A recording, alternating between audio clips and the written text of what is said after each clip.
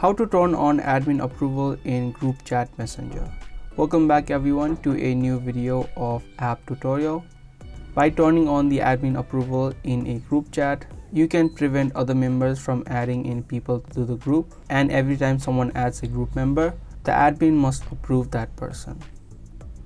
So in order to turn on the admin approval in a group chat, you must be an admin first.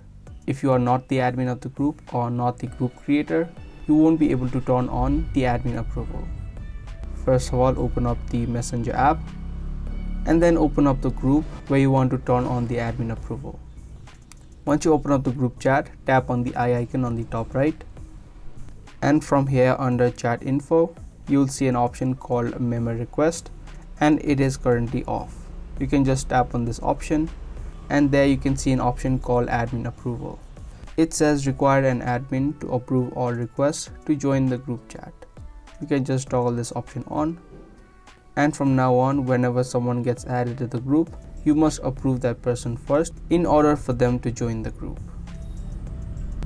So that's how easily you can turn on admin approval in a group chat messenger.